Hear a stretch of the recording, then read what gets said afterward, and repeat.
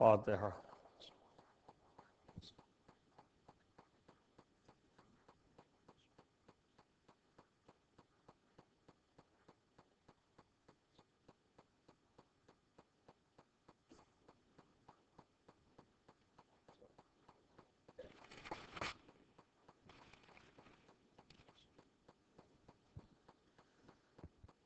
أعوذ بالله السميع العليم من الشيطان اللعين الرجيم.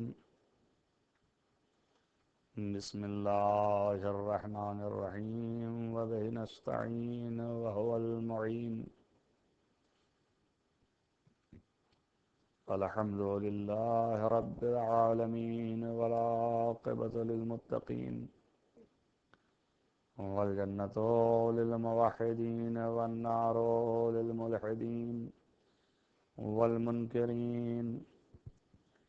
الصلاة والسلام على سيد الأنبياء والمرسلين خاتم النبيين مولانا مولى الكونين جد الحسن والحسين أبي القاسم محمد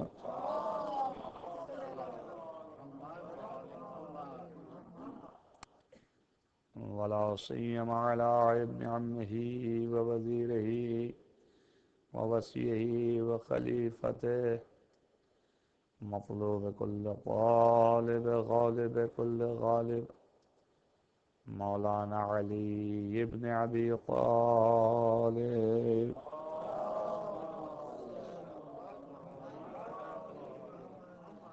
وعلى آله الطيبين الطاهرين المعصومين المظلومين الذين أذهب الله عنهم الرجس وطهرهم تطهيرا.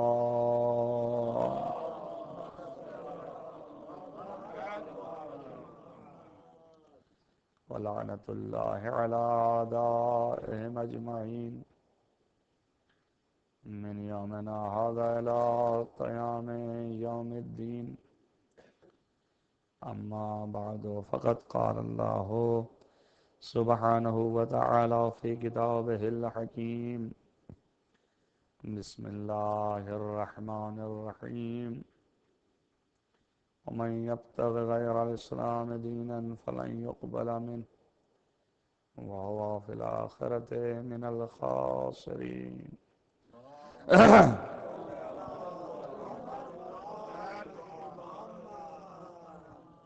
ایک صلوات اور پڑھو.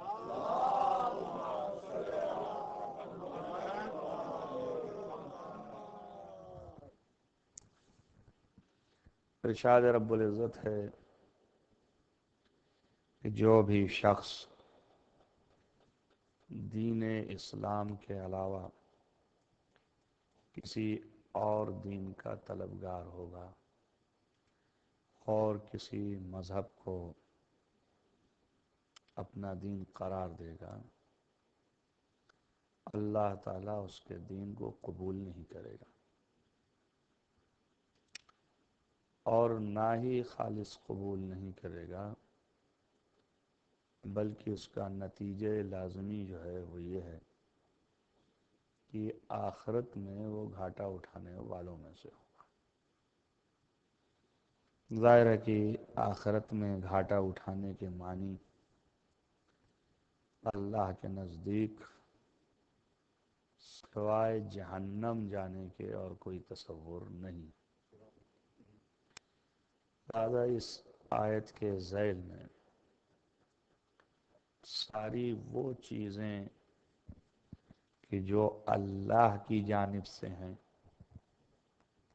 وہ دین ہے، اور جو اللہ کے جانب سے نہیں ہے اسے اللہ قبول نہیں کرتا ہے.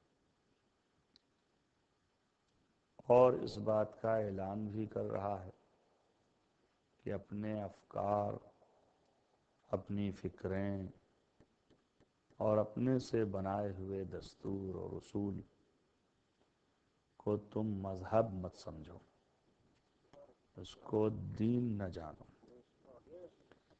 دین جو ہے وہ صرف وہی ہے جسے ہم نے دیا ہے۔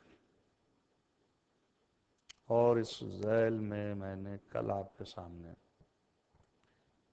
بہت سی چیزیں پیش کی تھیں، اور آج بھی بہت سی چیزیں آپ کے سامنے اسی ذیل میں پیش کرنی ہیں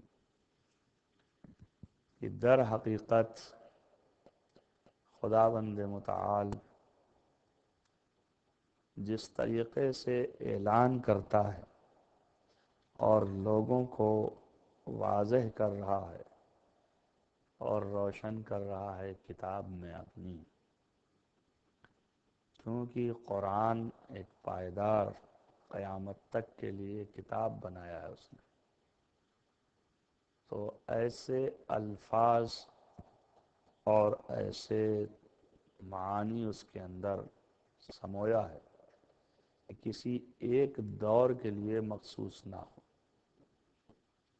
ہمیشہ کے لیے ہر دور میں ہر زمانے میں جو بھی مشکلات اٹھیں ان کا حل انہی الفاظ اور معانی کے ذریعے سے نکلتا رہے۔ اس لیے اس نے اس کتاب کو قانون کی کتاب بنا کر کے رسول اللہ کے ہاتھوں بھیجا ہے، اور اس میں کہیں بھی ایسی گنجائش نہیں رکھی ہے کہ کسی بھی طریقے سے کوئی بشر یا انسان اپنی فکر کو اس سے ملا لے۔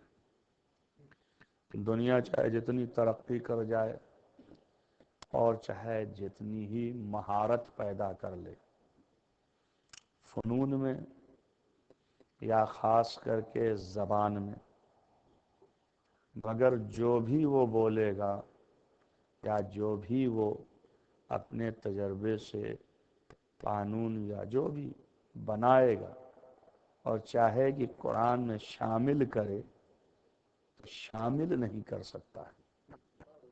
اب دیکھیے کتابیں ہیں، لکھی جاتی ہیں، اور بہت سی کتابوں کے اعتبار میں ذوف پیدا ہو جاتا ہے، وہ اسی اعتبار سے بہت سے لوگ ہوتے ہیں جو اپنی طرف سے گڑھ کر کے ان کتابوں میں چیزیں ملا دیتے ہیں۔ اب شک پیدا ہو جاتا ہے کہ یہ صاحب کتاب ہی کی بات ہے یا جو دور گزرے ہیں تو اس میں لوگوں نے کچھ ملا کے آمیزش کر دیا، اور کچھ ایسا ملاتے ہیں کہ پتہ نہیں چلتا کہ یہ ملایا ہوا ہے۔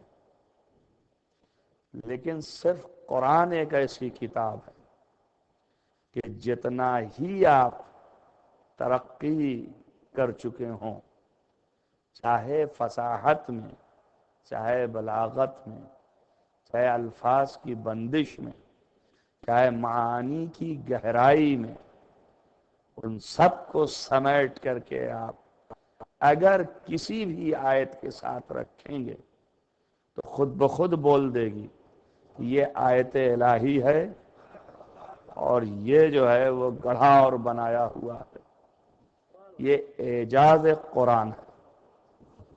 اسی اعتبار سے قرآن جو ہے وہ معجزہ، تو کم سے کم ایک بات قدرتی چیز کی یہ بھی معلوم ہوئی کہ اللہ کی بنائی ہوئی چیز کے مقابل اگر کوئی جعلی چیز لا کے رکھی جائے تو وہ الگ پکارے گی کہ یہ الوہی کردار ہے اور یہ جعلی اور انسانی کردار ہے۔ صلوات پڑھیں محمد والا۔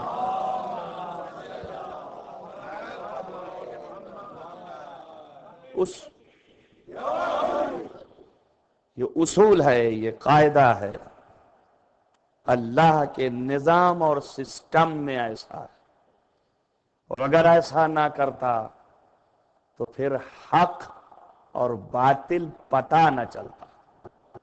جو لوگ کہتے ہیں کہ آج تک ہمارے سمجھ میں نہیں آیا ہے کہ حق جو ہے وہ بلند ہے اور باطل جو ہے نابود ہے، مگر ہم تو یہی دیکھ رہے ہیں کہ باطل سر اونچا کیے ہے، اور بحث اس سے نہیں ہے، حق حق ہے، باطل باطل ہے، اس کے امتیاز کے لیے چیزیں ہونی چاہیے۔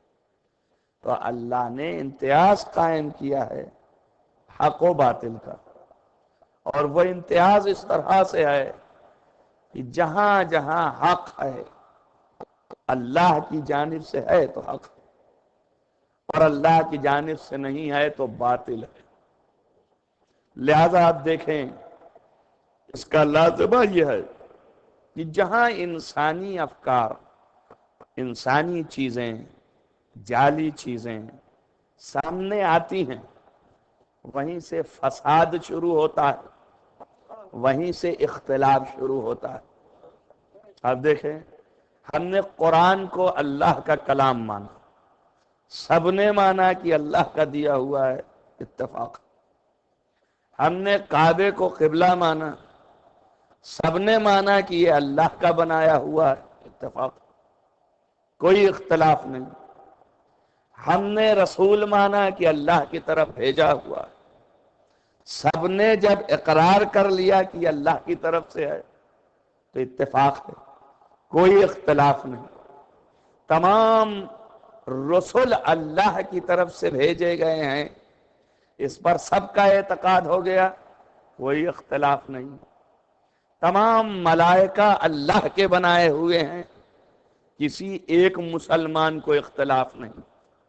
معلوم ہے جہاں جہاں خدا نے خود بنا کے اور خود آپ کے سامنے بھیجا ہے اور لوگوں نے اسے قبول کیا، وہاں کوئی اختلاف نہیں۔ اور جب لوگوں نے اپنے سے اپنا رہبر بنانا شروع کیا، اب خدا نے اپنا بنا کے بھیجا، انہوں نے اپنا جو بنایا وہیں سے اختلاف شروع ہو گیا۔ تو ایک بات سمجھ میں آ گئی کہ خدا کی بنائی ہوئی چیز سے اختلاف نمودار نہیں ہوتا، اختلاف نمودار ہوتا ہے انسانی ایجاد کی بنیاد پر۔ صلوات پڑھیں محمد والے محمد۔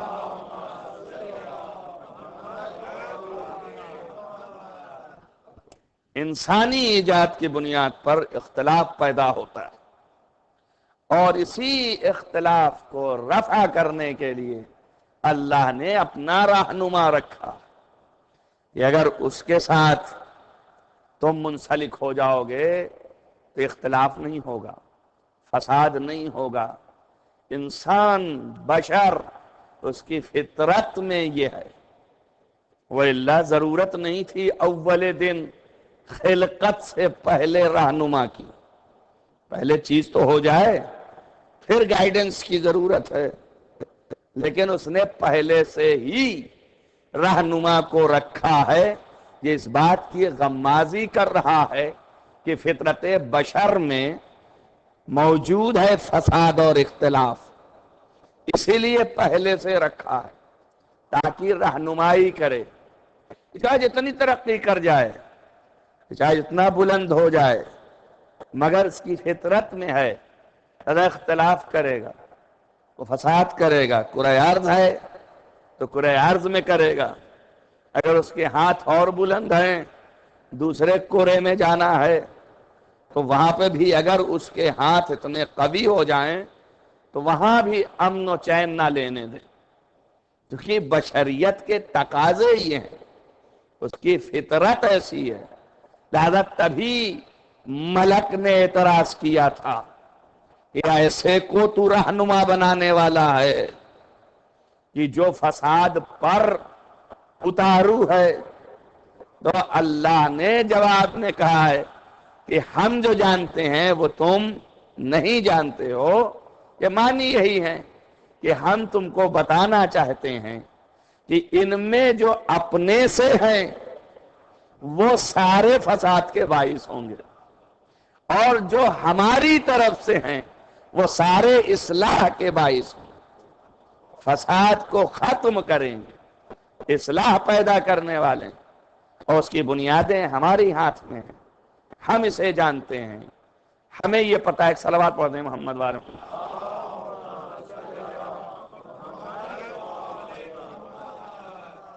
لہذا اللہ کی طرف جہاں سے اللہ اپنی طرف نسبت دی ہے، اپنی طرف سے چیزیں بھیجی ہیں، اپنی طرف سے چیزیں بنائی ہیں، اپنی طرف سے اعلان کیا ہے، وہاں کوئی اختلاف نہیں ہے، کوئی فساد بھی نہیں ہے۔ اور جہاں دوسرے بشر نے اپنی طرف سے شروع کیا، وہاں اختلافات شروع ہوئے، وہاں فساد شروع ہوئے۔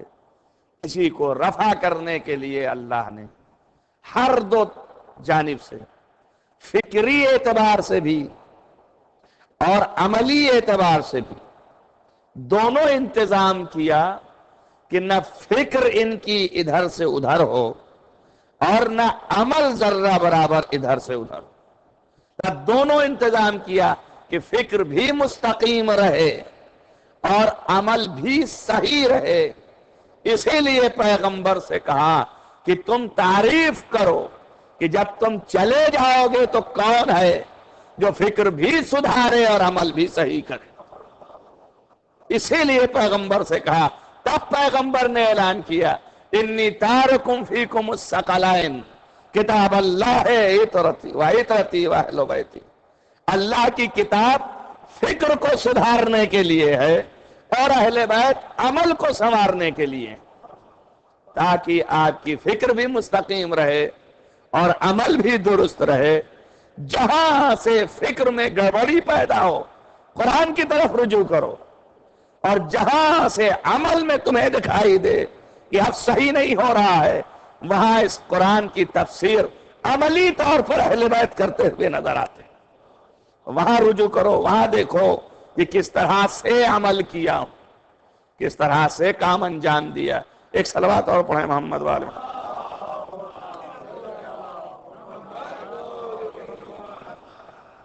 لہذا ہم کو اور آپ کو جو تعلیم ہے وہ ساری اس بات کی ہے کہ ہم اپنے دین کو محفوظ رکھیں، فکری اعتبار سے بھی اور عملی اعتبار سے۔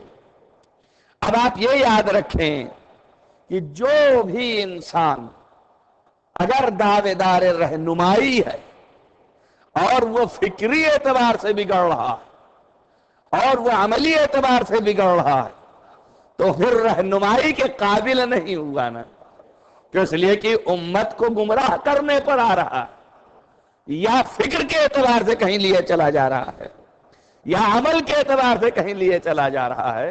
تو اب لازم ہے کہ ایسا ہو کہ فکر میں بھی کبھی دھوکہ نہ کھاتا ہو اور عمل میں بھی کبھی چوک نہ ہوتی ہو اسے۔ ایسا جب مل جائے تو پھر اس کے نقش قدم پر قدم رکھتے چلے جاؤ۔ بھائی اسی چیز کی تلاش کو اس نے تمہیں جو ہے اختیار دیا ہے کہ تلاشو، اپنی فکر سے ڈھونڈو اور سوچو کہ میری طلب کیا ہے، میں کسے چاہتا ہوں، میں کیا مانگتا ہوں، میں کیا چاہتا ہوں۔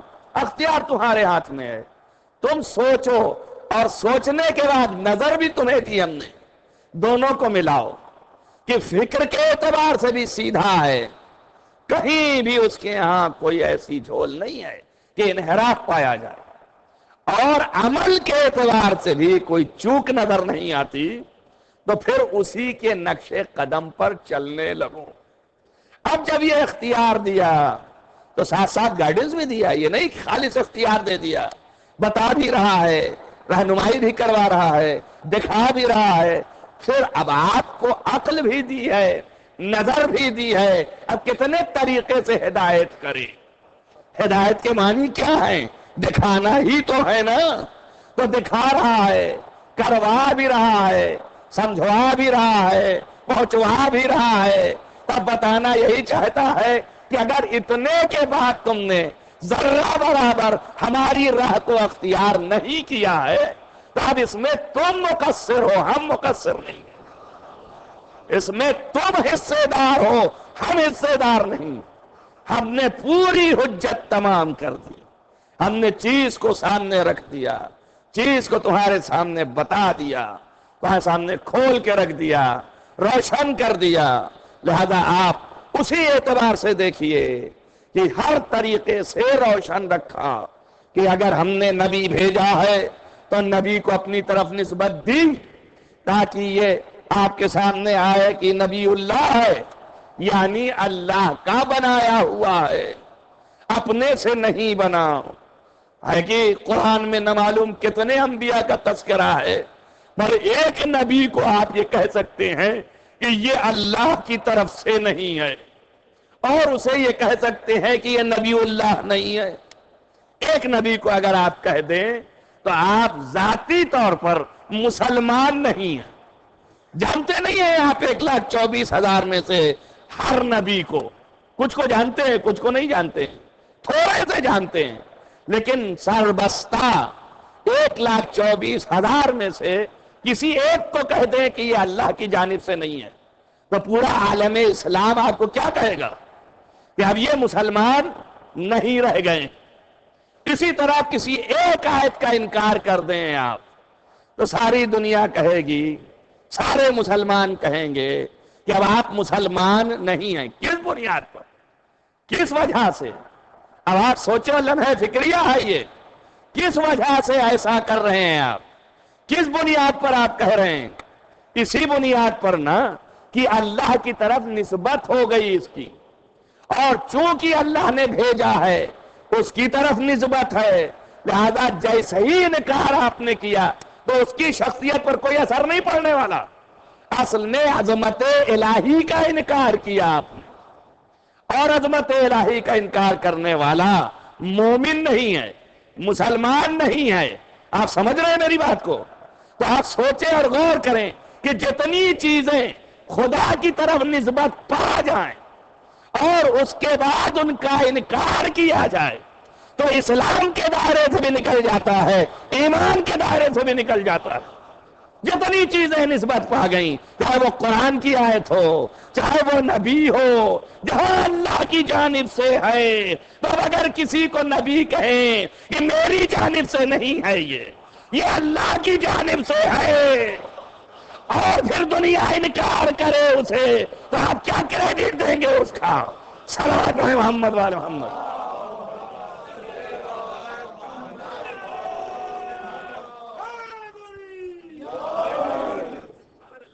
جب معیار یہی ہے، مقصد یہی ہے، اللہ کی جانب سے ہونا، نسبت خدا کی طرف پا جانا، اور وہاں اختلاف نہ کرنا، تو پھر اسی ایک امر میں کیوں اختلاف ہے جہاں سے قیامت تک آپ کو رہنمائی ملنی ہے، جہاں سے قیامت تک آپ کو سلسلہ ملنا ہے۔ اب آپ کی اولادیں جو ہیں وہ بھی صحیح راستے پہ چلیں گی تو انہی کی وجہ سے۔ یہاں پر کیوں آپ کو اختلاف ہے؟ یہاں پر کیوں آپ جو ہیں وہ فساد کرتے ہیں؟ بس معلوم یہ ہوا کہ اصل نسبت اگر خدا کی طرف ہو جائے تو اس نسبت سے انکار خروج اسلام کا باعث ہے، اس نسبت سے انکار خروج ایمان کا باعث ہے۔ جتنی بھی چیزیں ہیں دین کے اندر اور اسلام کے اندر، ان سب کا تعلق اللہ کی ذات سے ہے۔ کل میں نے یہاں تک لا کے رکھا تھا کہ اگر آپ دیکھیں تو کعبہ کچھ بھی نہیں ہے، ایک پتھروں کا مجموعہ ہے، اور کیا ہے؟ یا آپ جتنی چیزیں اس کے اندر جو شاعر الہی میں سے ہیں کچھ بھی نہیں ہے، ان ہر ایک کی جگہ ہیں، یا تو پتھر ہیں، اس کے علاوہ تو کچھ نہیں ہے۔ اور چونکہ اللہ کی طرف نسبت ہوئی اس لیے قابل تعظیم ہو گئے، ہمیں چاہیے کہ ہم ان کی تعظیم کریں، اور اگر انکار کر دیں ان کی تعظیم سے تو خارج اسلام ہو جائیں، اسلام میں داخل نہیں ہیں۔ تو ہر چیز کی نسبت، حالا اللہ نہ کعبے میں بیٹھا ہے اور نہ ہی صفا مروہ کے درمیان ٹہل رہا ہے، اور نہ ہی وہ آپ کو حجر اسود کے قریب کھڑا دیکھ رہا ہے، ایسے ہی کھڑا ہو ہی نہیں سکتا۔ ہر نسبت اس نے دی ہے، جو جہتوں کی نسبت دی، اسی لیے کہا یہودیوں کو کہ یہ نیکی نہیں ہے کہ مشرق کی طرف چہرہ گھما لیا تم نے۔ اب کہا کسی نے اگر مغرب کی طرف گھما لیا تو پھر وہ اللہ سے پھر گیا۔ مشرق و مغرب کی طرف چہرہ گھمانا کوئی معنی نہیں رکھتا ہمارے ہاں۔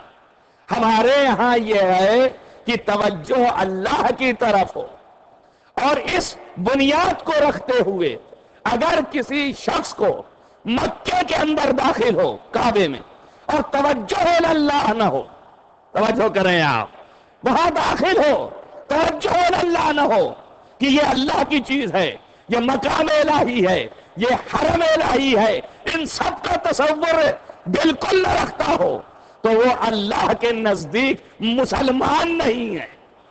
تو اس لیے کہ جہاں بھیجا ہے اس لیے بھیجا ہے کہ تصور اسی کا ہونا چاہیے، اور اسی کے تصور فائدہ کیا ہے؟ آپ تصور رکھیے، توجہ رکھیے، اس نگاہ سے دیکھیے یہ کیا چیز ہے۔ عرش کو نسبت دیا اس نے اپنی طرف کہ یہ عرش جو ہے وہ اللہ کا ایک تخت ہے۔ اب یہ تخت کی نسبت جب آئی تو لوگوں نے بٹھا دیا اللہ کو، اللہ بیٹھ نہیں سکتا ہے تو نسبت کیوں دیا ہے؟ تاکہ ایک مفہوم بلندی کا پیدا ہو جائے۔ اس نے نسبت اس لیے دیا تاکہ ایک مفہوم بلندی کا پیدا ہو جائے۔ جب مفہوم بلندی کا پیدا ہوگا تو انسان سوائے ارتقاء کے تنزلی کا خیال نہیں کرے گا۔ یعنی اس کے اندر بھی رمز جو پوشیدہ ہے نسبت دینے کی، تعظیم کے لیے، اس میں ایک رمز یہ بھی ہے کہ انسان کی تربیت بھی ہوتی چلی جائے۔ تربیت کے تقاضے کے مطابق اس نے جو اپنی طرف نسبت دی ہے عرش کو، صرف اس لیے بلندی کی طرف دی ہے کہ خیال بلند ہو جائے، لہذا ہاتھ بھی اٹھانے کو کہا ہے، ورنہ خدا تو جدھر جائیے ادھر ہے، کوئی ضروری نہیں کہ اوپر ہی ہاتھ اٹھائیے۔ اب ہاتھ سے کہیے گا کہ ہم ہاتھ نہیں اٹھائیں گے، کہاں قرآن میں لکھا ہے کہ جب بھی دعا کرنا ہو تو ہاتھ ضرور اٹھا کے دعا کرنا؟ کہیں لکھا ہے؟ لائیے مجھے دکھائیے آپ کہ قرآن میں آیا ہے یہ؟ قرآن وہ ڈھونڈتے ہیں نا کہ قرآن میں کہاں ہے، مگر عرش کی طرف نسبت دی ہے اس نے تو چاہا ہے کہ عرش کی طرف ہاتھ اٹھاؤ۔ اللہ نیچے بھی رکھیے گا تو سن لے گا، بہرا نہیں ہے، اوپر بھی اٹھائیے تو سن لے گا، بہرا نہیں ہے، مگر فقط اتنا ہے کہ چاہتا یہ ہے کہ میری عظمتوں کا خیال رکھو، عظمتوں کا خیال رکھو، دل میں بھی بسا لیجئے، خدا کو بسا ہوا ہے۔ آپ کہیے ایک آدمی کہتا ہے صاحب میں تو اللہ کی بارگاہ میں دعا نہیں مانگتا ہوں، کاہے نہیں مانتے ہو؟ وہ سبھی جانتا ہے، تو بالکل جانتا ہے، لیکن اسے محبوب تھوڑی نہیں ہے کہ جو بھی تمہیں حاجت ہے، میں لاکھ جانتا ہوں، جو بھی تمہیں حاجت ہے وہ ساری حاجت میں جانتا ہوں، مگر مجھے محبوب یہ ہے کہ میری بارگاہ میں جب تک ہاتھ نہ پھیلاؤ گے اس وقت تک میں نہیں دینے والا ہوں، اس وقت تک نہیں دوں گا۔ اب آپ کہیے کہیں قرآن میں لکھا ہے؟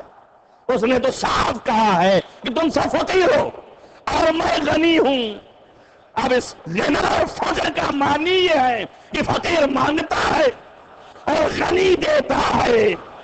اگر نگاہ علم سے دیکھو گے اسی قرآن میں مل جائے گا، اور اگر نگاہ جہالت سے دیکھو گے تو کہیں نہیں لکھا ہے کہ ہاتھ پھیلانا، کہیں بھی نہیں لکھا ہے، مگر قرآن نے دعوت فکر دی ہے کہ آپ دیکھو اس کے اندر کیا موجود ہے۔ میں نے نسبت جو دی ہے تمہیں وہ نسبت کسی جو ہے فکر کے تحت ہے، وہ نسبت کسی مقصد کے تحت ہے، لہذا اس نے نسبت عرش کو دی تخت پر، اور مسلمان بٹھالنے لگے ثم استوى علی العرش، یعنی وہ عرش پر بیٹھا ہے، بیٹھا نہیں ہے، قوت اور قدرت اس کی عرش کو مسلط کیے ہوئے ہے۔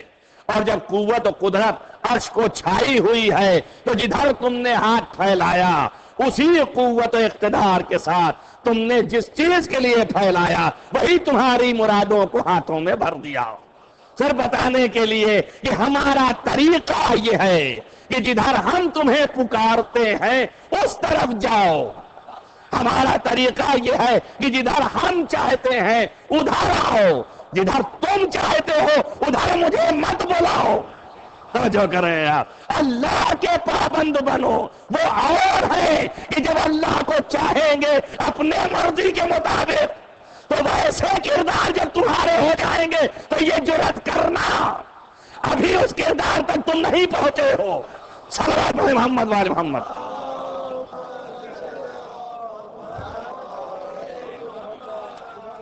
بلندی کا ایک تصور دیا، فکر جو ہے بلند کرنے کے لیے عرش کو ایک نسبت دی، ورنہ آپ نیچے جب سجدے میں ہیں اور سجدے کے اندر آپ دعا مانگ رہے ہیں تب تو یہ بلندی نہیں ہے نا، یہاں بلندی تو نہیں ہے نا، سجدہ تو زمین پہ ہو رہا ہے نا، اب تو ہاتھ نہیں پھیلائے آپ اوپر کو اور سجدے میں دعا مانگ رہے ہیں، تو کیا اللہ نہیں سن رہا نیچے؟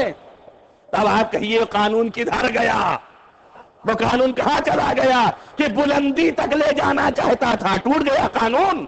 اب میں آپ کو جواب دیتا ہوں، شاید اسی بلندی کو مد نظر رکھ کے اس نے کہا ہے کہ اگر سجدہ تو نے میرا کیا تو اسے میں معراج بنائے دیتا ہوں۔ توجہ کریں آپ، اس سجدے کو اتنا بلند کر دوں گا کہ پھر عرش کی منزل تک پہنچ جائے گا۔ اور یہ یاد رکھ کہ میں بلند دیکھنا چاہتا ہوں تجھے، پس نہیں دیکھنا چاہتا ہوں۔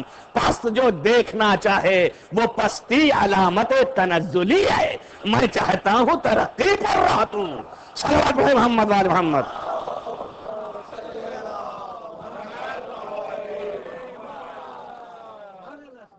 ایک صلوات اور پڑھیں محمد وآل محمد۔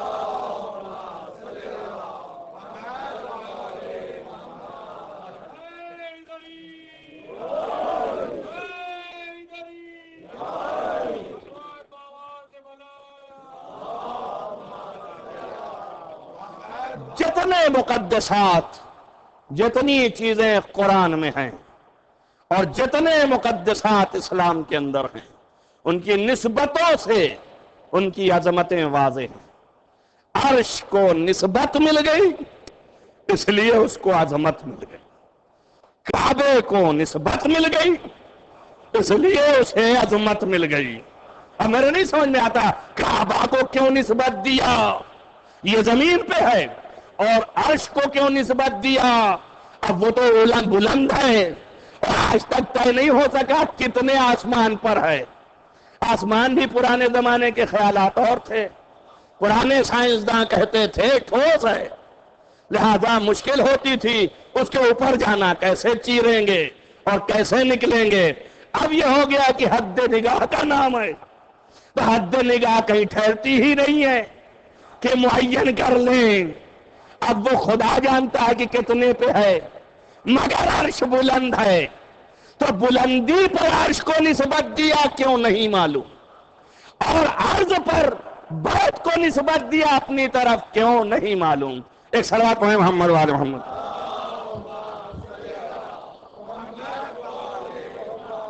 خدا جانے، لیکن میں جو اتنی کہہ سکتا ہوں قانون کے تحت کہ جب چیز کو عظمت دینی ہوتی ہے تو اس کو اپنے سے نسبت دیتا ہے۔ آپ کے سامنے ہے آدم کچھ بھی نہیں ہے، ایک پتلا ہے مٹی کا، پتلے کی کیا حیثیت ہے؟ کوئی حیثیت ہے؟ کچھ بھی نہیں۔ جب تک پتلا تھا کوئی حیثیت نہیں تھی، یہی ملائکہ کھیل رہے تھے، وہ کھیل نہیں تو ہوا، مٹی لے آئے، گوندا، کھنکھنایا، بنایا، تب تک کھلونے کی طرح کھیل رہے تھے۔ لیکن اللہ نے کہا کہ جب میں اپنی روح پھونک دوں تو تم سارے تعظیم کے لیے جھک جانا۔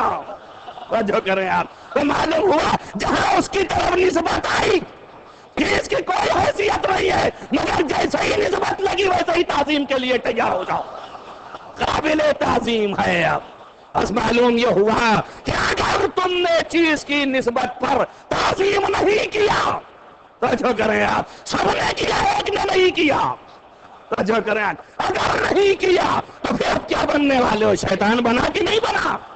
تو جو کریں آپ غور کریں، چیز کی نسبت ہوئی اللہ کی طرف، تعظیم لازم ہو گیا۔ اگر تعظیم نہیں کیا تو اللہ سے دور ہو گیا، شیطان کے معنی دوری کے ہیں، اور اس کا ملعون بھی ہو گیا۔ توجہ کریں آپ، شیطان بھی بنا، ملعون بھی بنا، کس لیے؟ بھائی اس کی نظر میں تو وہی مٹی تھی، چیز کی کوئی حیثیت تو نہیں تھی، اس کی نظر میں وہی رہ گئی، تعظیم بھول گیا، نسبت کو بھول گیا، اس کی نسبت دوسری ہو گئی۔ بس معلوم ہو حقیقت پر جو ہے وہ نظر کم رکھو، نسبت پر زیادہ نظر رکھو۔ اگر نسبت پر نظر رکھو گے تو مقدر ملائکہ ملے گا، اور خالی اگر وہی تک جاؤ گے تو مقدر شیطان رہے گا۔ صلوات پڑھیں محمد وآل محمد۔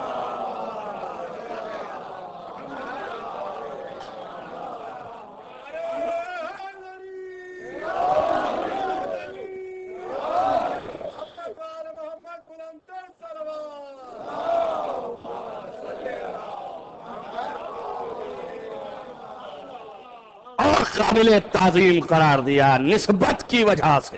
یہ دین ہے، یہ مذہب ہے، یہ دین ہے، یہ اسلام ہے، یہ مذہب ہے. اگر اس سے انکار کیا تو گویا اپنی فکر پر عمل کیا. بھئی اللہ نے نسبت لگائی اپنی، فَنَفَخْتُ فِيهِ مِنْ رُوحِي، تو اپنی نسبت دی نا. اللہ کی روح یہاں کہاں آنے والی ہے؟ ورنہ اگر یہاں آ گئی تب تو اب اس سے بڑا مشرک کائنات میں کون ہو سکتا ہے؟ اور اس کے بعد شرک بھی کروا رہا ہے خدا نخواستہ. کہہ بھی رہا ہے اسی کے سامنے تم لوگ سجدہ کرنا، اسی کے سامنے جھکنا. خالص نسبت ہی تو ہے، اللہ خالق روح ہے. جو کریں آپ تو پھر یہ نسبت اپنی طرف دیا جب تو قابل تعظیم بنا دیا، بلو کہ پہلے اس کی کوئی حیثیت نہیں تھی. اس کو لوگ جو ہیں وہ کوئی نظر سے اپنی کوئی چیز ایسی نہیں سمجھتے تھے کہ قابل تعظیم ہو. فقط اس کی نسبت آئی، قابل تعظیم ہو گیا. اور جب قابل تعظیم ہو گیا تو عظمت اتنی بلند ہو گئی کہ ساری قوتیں جھک گئی اس کے سامنے. آپ سوچئے کہ جس کے لیے اس نے اپنے سامنے انہی سے کام کروایا کہ وہ ٹھوکروں کے نیچے تھا، زمین میں ٹھوکر تھا، مٹی تھی، کچھ بھی نہ تھا، ملائکہ لے گئے سمیٹ کر کے. اس کے بعد جیسے ہی نسبت دے دی وہ ٹھوکر جو قدموں میں تھا اب ملائکہ کی پیشانی اس کے سامنے جھک رہی ہے. تو جو کرنے آپ نسبت کہاں لے جا رہی ہے، کدھر پہنچا رہی ہے، کہاں گھما کے آپ کو پہنچایا اللہ نے. اتنا عظیم کر دیا کہ اب اس کے آگے تم کچھ نہیں. ساری قوتیں سمٹ کے جھک گئی اور ساری قوت و اقتدار اس نسبت کی وجہ سے ہیں. تو جس کی وجہ سے یہ خلق ہوا ہوگا اس کی عظمت کتنی بلند ہوگی، وہ کتنا بلند ہوگا. اب نہیں سمجھ میں آتا کہ کیا نسبت اللہ نے عرش کی لگائی اپنی طرف اور کیا نسبت فرش کی لگائی اپنی طرف. ایک ہی چیز سمجھ میں آتی ہے کہ وہاں پر بھی کسی کو بلانا تھا اس لیے منزلت دینا تھا، اور یہاں پر بھی کسی کو بھیجنا تھا اس لیے نسبت دینا تھا، اس لیے بتانا تھا کہ دیکھو جب اس جگہ کی عظمت سمجھ جاؤ گے تو صاحب جگہ کی بھی عظمت سمجھ جاؤ گے. صلوات محمد والے محمد.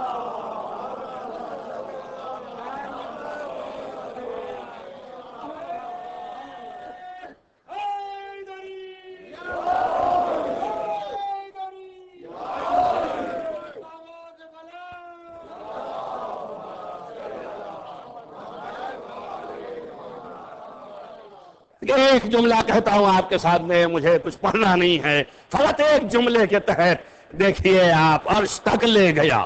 اسرا بعبدہ لیلا من المسجد الحرام الى المسجد الاقصی، اور وہاں تک گئے اور روایات ہیں آپ کے سامنے. اور اس طرح بھی لوگوں نے لکھا کہ در کنڈی جو ہے وہ در کی ہلتی رہی اور بستر کی گرمی ویسے ہی باقی رہی اور چلے بھی گئے. اب جو نادان تھے یا یہ کہ قدیم سائنسدانوں کے افکار کے پابند تھے، انہوں نے کہا بھائی جسمانی ہو ہی نہیں سکتی. کیوں؟ اس لیے کہ آسمان ٹھوس ہے اور کیسے اس کو چھید کریں گے اور کیسے وہاں جائیں گے. مسئلہ خرق و التیام شروع ہوا، وہاں کیسے جا سکتے ہیں؟ بس اس کے معنی یہ ہیں کہ آپ کو معراج ہوئی ہوگی، اب مجبور اس لیے ہیں کہ اگر کہہ دے بالکل نہیں ہوئی جو کرے آپ تو قرآن کے خلاف چلے جا رہے ہیں. لہذا ایک انکار کیا تو مسلمان نہیں رہ جائیں گے. اتنا حواس ہے ابھی، اتنی بیداری ہے ابھی، اللہ اکبر، ایک بیداری ہے ابھی کہ میں خارج نہ ہونے پاؤں. تو کم سے کم مسلمانوں کو آج ہوش میں رہنا چاہیے کہ وہ زمانے کے مسلمان کم سے کم اتنا ہوش میں ہیں کہ ہم نکلنے نہ پائیں اسلام سے. تو آپ بھی ہوش میں رہیے، آپ تو اور ترقی یافتہ ہو گئے ہیں. آج تو اور عقلیں ڈیولپ کر گئی ہیں، آج تو اور زیادہ ہوش میں رہنا چاہیے۔ صاحب کہہ رہے ہیں کہ کیسے جائے گا، مشکل ہے، اس لیے روحانی ہے، جسمانی نہیں ہے۔ اے کاش قرآن ہی کو پکڑا ہوتا۔ اور میرے کلیوں کو یاد رکھنا، یہ ذرہ انکار جو کرنا، ذرا انکار بھی ہو جائے تو کہاں پہنچتا ہے؟ اے قرآن میں کہا ہے اسرا بعبدہ، اپنے بندے کو لے گیا، تو بندے کی لفظ آیا فقط روح کے اوپر اطلاق ہوتی ہے یا جسم کے اوپر بھی ہوتی ہے؟ جو کریں آپ، خالص روح پہ ہوتی ہے یا جسم کے اوپر ہوتی ہے؟ روح اور جسم دونوں ملا کے بندہ ہے کہ نہیں ہے؟ وہ تو کہہ رہا ہے میں روح و جسم لے گیا، اور تو کہہ رہا ہے خالی روح گئی جسم یہی رہ گیا۔ تو جن کے پاس تھا وہ کم سے کم یہی بتا دیتی کہ یہی تھا۔ گرمی تو بتا رہی ہے، تو جو کریں آپ، گرمی بتا رہی ہے مگر جسم نہیں بتا رہی ہیں۔ صلوات علی محمد وآل محمد۔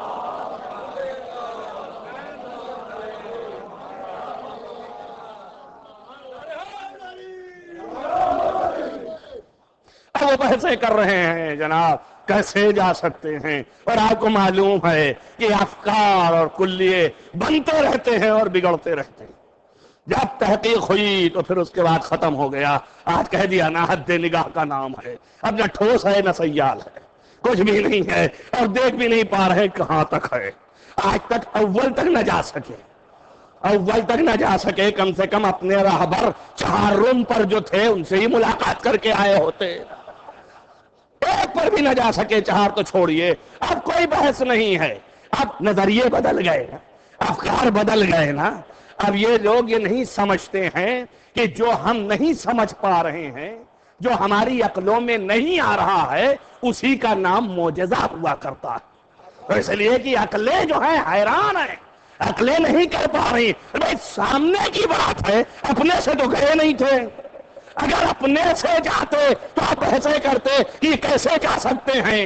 وہاں کہہ رہا ہے اسرا بعبدہ، ہم لے کے گئے ہیں۔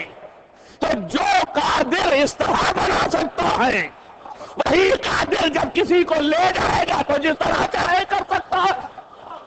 اب کم سے کم خدا کی قدرت میں تو شک نہ کرو، نبوت میں شک کر رہے ہو، امامت میں شک کر رہے ہو، تو کم سے کم خدا کی قدرت میں شک نہ کرو، خدا کی قدرت کو مانو کہ وہ قادر مطلق ہے۔ جب وہی لے جانے والا تھا تو جس طرح چاہا لے گیا، اور پھر لے گیا تو عرش تک، اور اس کے بعد وہاں سے پھر نیچے چلے آئے۔ اب آگے نہیں جا سکتے ہیں سوائے ان کے۔ اللہ نے عظمت بتائی، اللہ نے عظمت بتائی ہے، اور اس لفظ کو ملا لینا۔ عظمت دیکھیے آپ کہ عرش پر جانے کے بعد پھر جبریل بھی آگے نہیں جا سکتے۔ جہاں اللہ نے اپنی نسبت دی تھی، اس نسبت کے مقام پر پہنچنے کے بعد جبریل بھی آگے نہیں جا سکتے ہیں۔ اب بس آپ ہی آئیے اور کوئی نہیں آ سکتا۔ اب میرے مولا نے کہا تھا نا کہ میری بلندیوں کو طائر بھی نہیں پا سکتا۔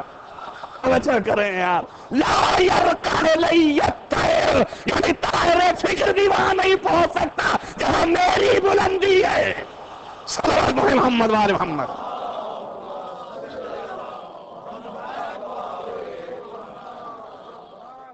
ملائکہ کیا ہیں؟ پرندے تو نہیں ہیں، مگر بال و پر تو ہے نا ان کے پاس، اڑ جاتے۔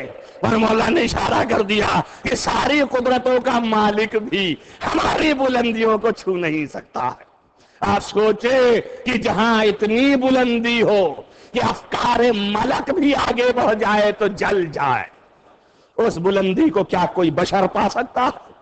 کتنی بڑی نسبت اللہ نے رکھی ہے، کتنی بڑی عظمت اللہ نے رکھی ہے۔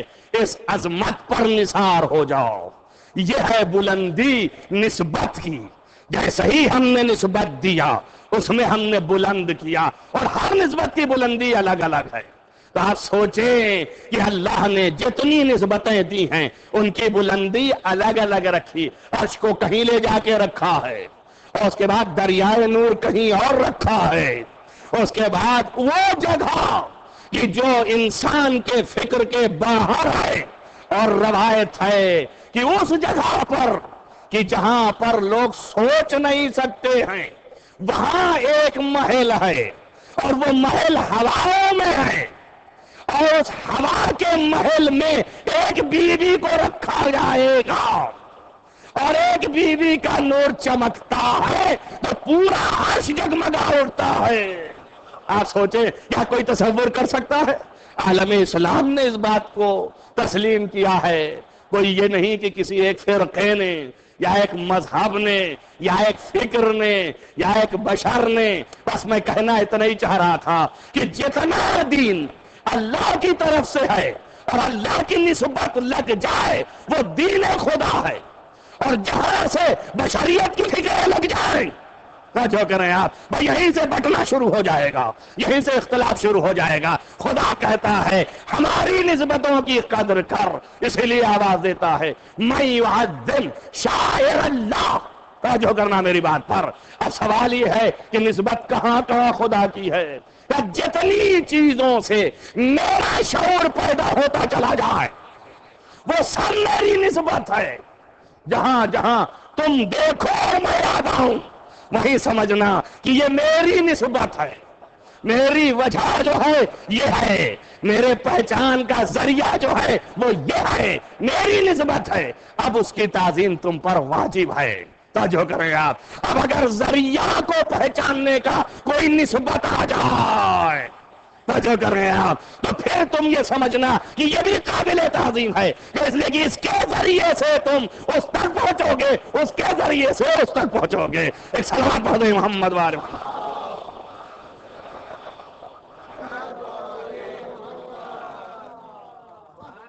لہذا یہ ساری نسبتیں جو اللہ نے قائم کی ہیں یہ ساری نسبتیں دین ہیں، اور انہی کے اوپر اجر ہے۔ یہ عزاداری یہی ایک نسبت خدا ہے۔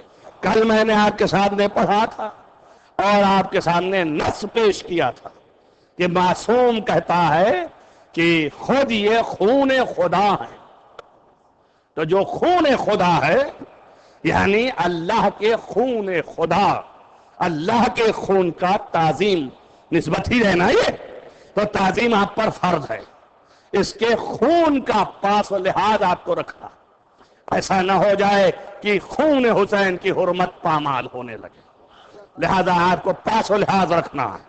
یہ خون خدا ہے اور اس خون کے لیے کائنات خون ٹپکا ہی۔ آپ دیکھیں بقت السماوات والارض، یعنی اس کے اوپر زمین و آسمان رو دی، اور زمین و آسمان کے پاس آنسو ویسے نہیں ہے جیسے آپ کے نکل رہے ہیں، ان کے پاس جو کچھ بھی ہے ان کا جوہر نکلتا۔ تمہارا یہ آنسو ہے ظاہری، یہ جوہر نہیں ہے، یہ جوہر تو کہیں رہ گیا، اوپر سے پانی آ رہا ہے خالی۔ اور آپ اگر اس حقیقت کو جان جاتے کہ آپ اس منزلت تک نہیں پہنچ سکتے تو آپ کو اندازہ ہو جاتا کہ آخری امام فرما رہا ہے کہ ہم روتے ہیں ہر روز اپنے آقا مظلوم سید پر، مگر کیسے روتے ہیں؟ اب کی دموع، ہم ایسے روتے ہیں کہ ہمارا دموع دم یعنی خون کے آنسو ہوتے ہیں۔ اب بتائیے کوئی خون کے آنسو رو کے دکھائے مجھے، یہ عظیم مرتبہ کی چیز ہے۔ عزاداری بہت سہل تمہیں بھیجا گیا، بہت سہل تم کو کر دیا گیا، بہت آسان تم کو کر دیا گیا، ورنہ اگر وہ چیزیں ہوتی تو تم کہاں سے لے آتے؟ عزاداری عین دین ہے، اور بارہا میں نے اس پر دلائل پیش کیا، اور پھر کہتا ہوں کہ دین کے معنی کیا ہیں؟ دین یا ایمان ہے یا عمل صالح ہے، یہی دو چیزیں ہیں۔ ایمان و عمل صالح مل جائے یہ اصل دین ہے۔ عزاداری جو جزء دین ہے وہ ایمان امامت ہے، امامت پر ایمان محکم ہوتا ہے اس کے ذریعے سے۔ محافظ قرآن، محافظ توحید، محافظ اعمال و عبادات کون سی ذات ہے؟ امام حسین علیہ السلام۔ پرسوں کی تقریر میں میں نے کہا تھا کہ ایسی عبادت انجام دی ہے کہ قیامت تک عبادت کو ناز ہے۔ رسول اللہ سب کچھ تھے، خود معراج چلے گئے عبادت کے بدلے، عبادت کا سرا بھی اب ہی عبادت کے طفیل میں معراج نصیب ہوئی، لیکن حسین کی ذات وہ ہے کہ جس نے عبادت کو معراج نصیب کروایا، عبادت کو معراج نصیب کروایا۔ عبادت ان کے ذریعے سے قائم، اعمال ان کے ذریعے سے سرزد ہے، اور عمل صالح اس کو کہتے ہیں کہ جس کے اوپر بشارت جنت، چنانچہ اسی آیت کو پڑھیے، والذین آمنوا وعملوا الصالحات اولئک لہم جنات، وہ لوگ جو ایمان لے آئے اور عمل صالح انجام دیے ان کے لیے جنت ہے۔ تو ایک بات معلوم ہو گئی کہ عمل صالح جزء دین ہے، اور عمل صالح وہ ہے کہ جس کے اوپر جنت کا وعدہ کیا گیا۔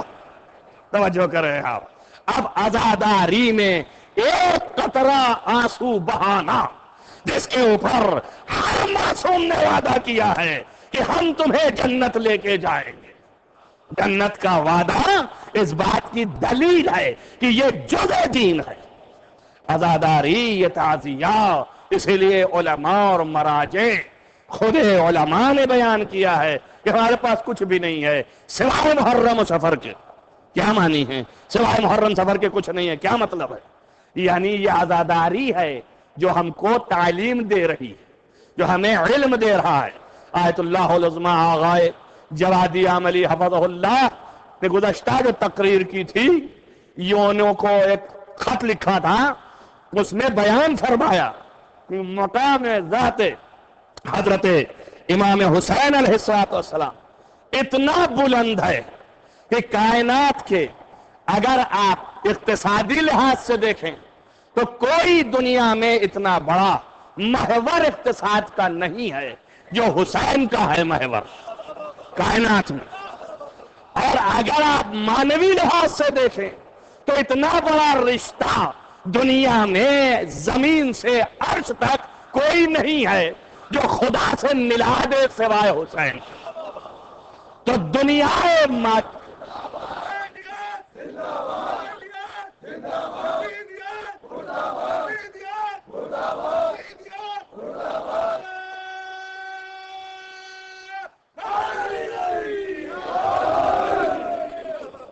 دنیا مادی میں بھی آج تک مادہ پرست جتنے مادی ہیں، جتنی ترقی کر گئے ہیں، آج بھی اقتصاد کا مقابلہ نہیں کر سکتے۔ دنیا کا آپ جائزہ لیجئے کہ کتنے لوگ کیا کیا کرتے ہیں، اور کتنا اقتصاد ایک ذات سے، کتنی دکانیں چل رہی ہیں، کتنے پیٹ پل رہے ہیں، کتنے لوگوں کے معاملات درست ہو رہے ہیں، اور کتنی چیزیں باقی ہیں۔ میں تو اس لفظوں سے جو تحلیل فرمائی انہوں نے مختصر آپ کے سامنے رکھا ہے، تحلیل ہے گھنٹے بھر کی، اور پورا بیورا ہے، بیان ہے، اقتصادی اعتبار سے، مادی اعتبار سے اور مانوی اعتبار سے تو تمام انبیاء ایک طرف، تمام انبیاء ایک طرف۔ آپ یاد رکھیے، اگر ایسا نہ ہوتا تو کبھی رسول اللہ یہ نہ کہتے انا من الحسین، اگر ایسا نہ ہوتا تو کبھی نہ کہتے۔ مقام افتخار یہی ہے کہ جب بہت بلند ہو جائے اور ہم وہاں نہیں پہنچ رہے ہیں تو اپنے کو نسبت دے لو۔ جو کریں آپ، اسی کا نام ہے نسبت الہیہ۔ صلوات پڑھیں محمد وآل محمد۔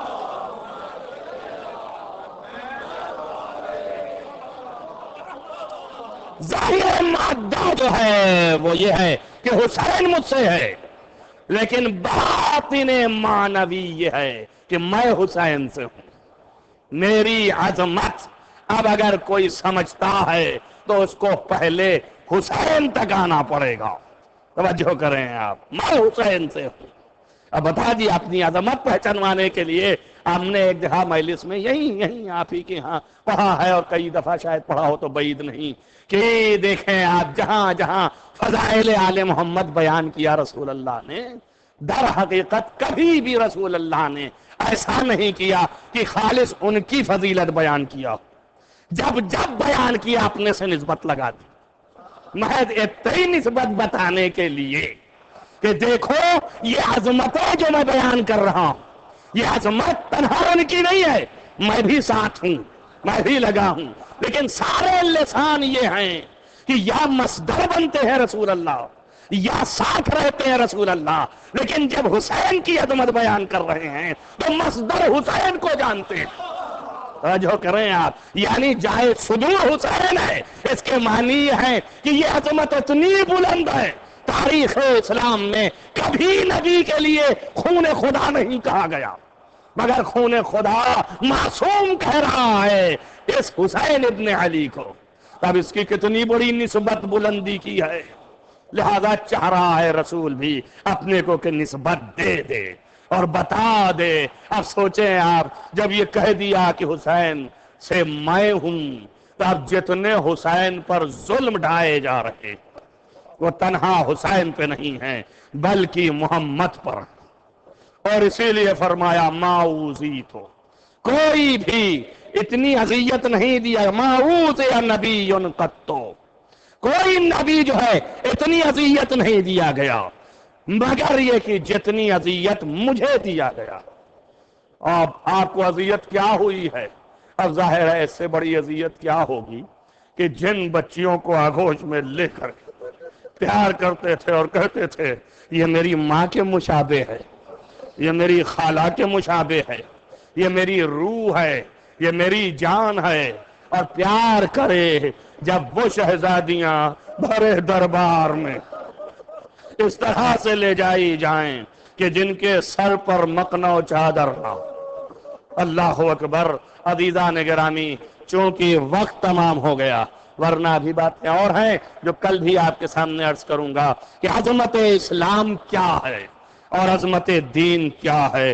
اگر اس کی عظمت نسبت خدا کی طرف نہ ہوتی تو خدا کی قسم حسین جان دینے والے نہیں تھے، اگر اللہ کی طرف نسبت نہ ہوتی تو خدا کی قسم زینب بے ردا جانے والی نہیں تھی۔ یہ بے ردا جانا دلیل عظمت اسلام ہے کہ یہ نسبت خدا کی طرف ہے۔ اسی لیے فرمایا کہ ابن زیاد نے کچھ بڑھ چڑھ کے کہا تو آپ نے ڈانٹتے ہوئے کہا کہ تجھے نہیں پتا ہے یہ فتح الہی ہے، یہ اللہ کی کامیابی ہے، یہ اللہ کی کامرانی ہے۔ تو چند لوگوں کو دیکھ کر کے چند وقت کی دنیا پر اتنا زیادہ اپنے آپ کو تکبر کر رہا ہے، اور اسی طرح یزید کے سامنے بھی مقابلہ ہوا۔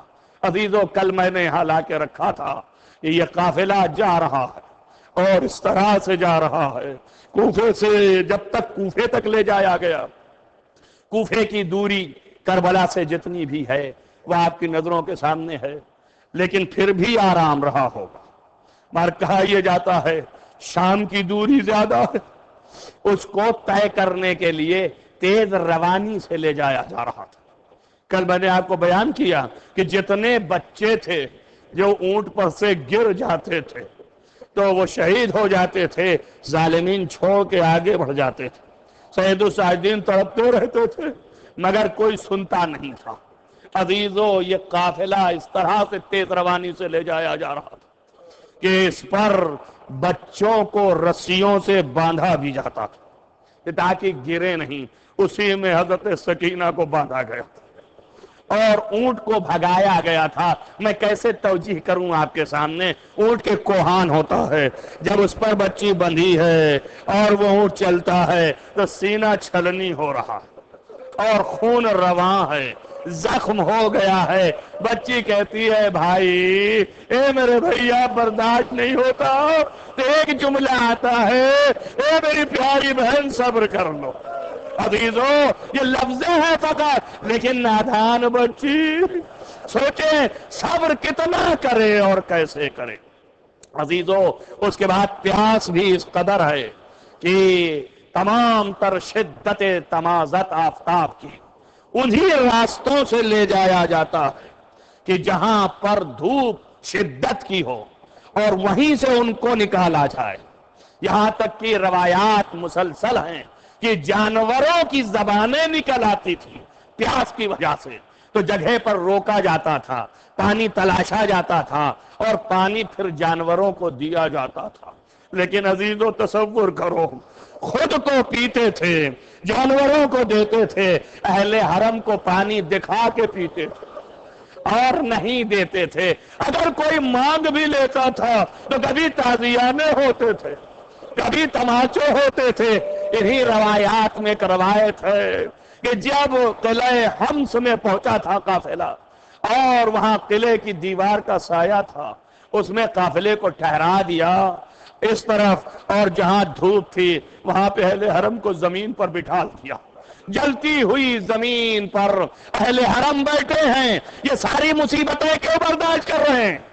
اس لیے کہ اللہ کے دین کا تحفظ, اس نسبت کے تحفظ کو بچانے کے لیے. یا اللہ ہم نے وعدہ کیا ہے تو ہمیں پورا کرنا ہے. سید الساجدین کہنا آسان ہے, سمجھنا مشکل ہے. جو یہ بیڑیاں ہیں لوہے کی, عزیزو اتنا تو پتا ہے نا کہ دھوپ کی شدت سے لوہا گرم ہو جاتا ہے.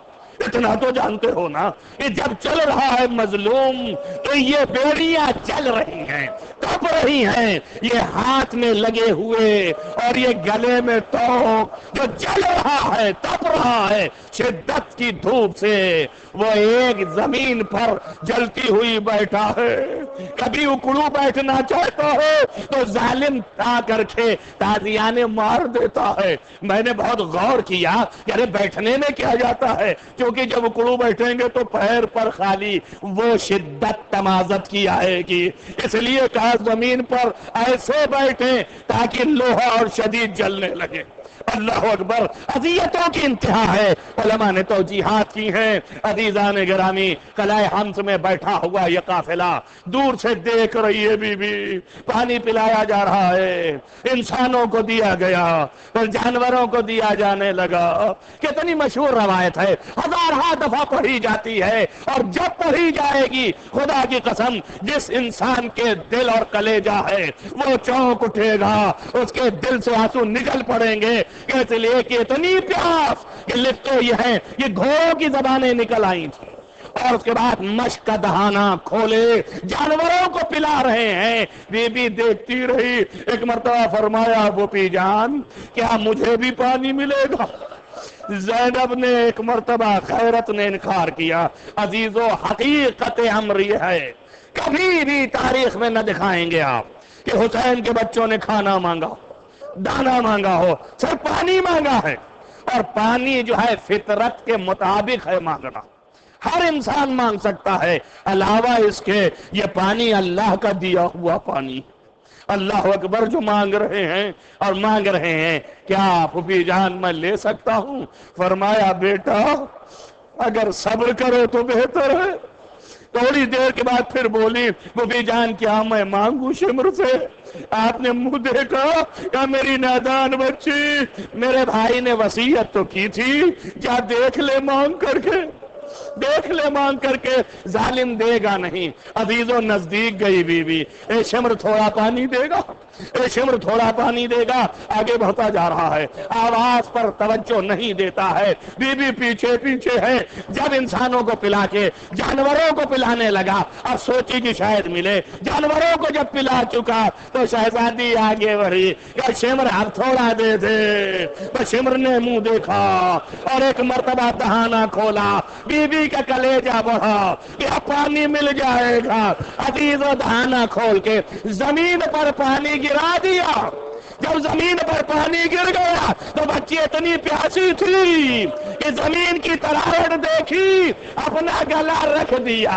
جیسے ہی رکھا شمر نے بازو پکڑا اور ایک تازیانہ مار کے اوپر اٹھایا. بچی نے رکیا فریاد کا, آواز دیا چچا, اے میرے چچا. آپ کے بعد ظالموں نے پانی نہ دیا مجھے, جزاکم ربکم خیر الجزا. عزیزان گرامی, یہ بھتیجی اپنے چچا کو پیاس میں یاد کر رہی ہے. بس عزیزان گرامی, ختم کیا ایسے یہ قافلہ پہنچا شام تک. 7 شب و روز یہ قافلہ شام کی دیواروں کے سامنے ایسے رکھ دیا گیا. میں ایک جملہ اور ختم کرتا ہوں. ایسے رکھ دیا گیا کہ تصور نہیں کیا جا سکتا تھا. ایسا رکھا گیا یہ قافلہ کہ یہ دن کی دھوپ اور رات میں جو چل رہی ہے زمین اسی پر، لیکن لکھتا ہے ابو الاسود اور وہ بیان کرتا ہے راوی کہ میں نے دیکھا کہ اس قدر یہ تھکے ہوئے تھے کہ بیچارے مظلوم سب سو گئے۔ زمین پر جب سو گئے تو میں نے دیکھا ایک بچی ہے جو اس کے باپ کا سر ایک درخت پر ٹنگا ہوا ہے، دیکھ دیکھ کے پکار رہی ہے بابا، اے میرے بابا اب برداشت کے قابل نہیں رہا، اے بابا تعزیانے بہت لگ گئے، اے بابا تماچے بہت کھا چکی ہوں، میرے بابا مجھے کب بلائیے گا۔ عزیزو لکھا ہے کہ اسود نے کہا میں نے دیکھا کہ بچی کے بین اس قدر تھے کہ آہستہ آہستہ سر نیچے آنے لگا، جیسے ہی سر قریب ہوا بچی نے اولی میں لے لیا، پٹے دامن پہ منہ رکھ دیا، اے میرے بابا اب یہ ظالم اس قدر ستا رہے۔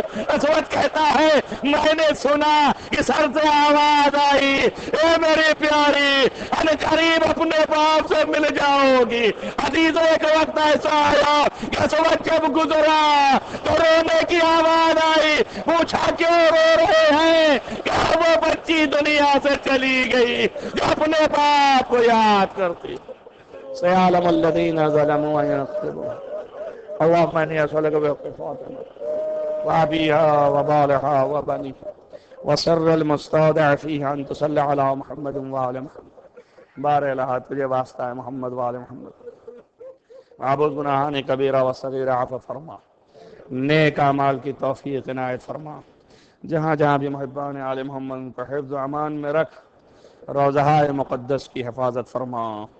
بار الہ تمام شاعر الہی کو تحفظ کر، بار الہ اس مختصر سی عبادت کو قبول فرما، بار الہ ہمارے دلوں میں ولائے آل محمد کو جاگزی فرما، معبود ہماری دلی حوائج شرعیہ کو برلا، بار الہ ہماری خواہشات نفسانی کو مدحور قرار دے، بار الہ تجھے واسطہ ہے محمد و آل محمد کا معبود، جہاں جہاں بھی محبان آل محمد ہیں ان کی دلی حوائج جو بھی ہیں انہیں ان کی خواہشاتوں کو پورا کر، ان کی شرعی بار الہ تمام مریضوں کو شفا عنایت فرما، خصوصاً اس امام بارگاہ کے جو مریض ہیں ان کو شفا عاجل و کامل عنایت فرما، تمام مرنے والے مرحومین کو جوار معصوم میں جگہ عنایت فرما، خصوصاً اس امام بارگاہ کے مرحومین جو ہیں جوار معصوم عنایت فرما، تمام علماء کا سایہ ہمارے سروں پر محفوظ رکھ، امام کو ظہور جلد از جلد فرما۔ اللہم تقبل من دعا ماتم حسین۔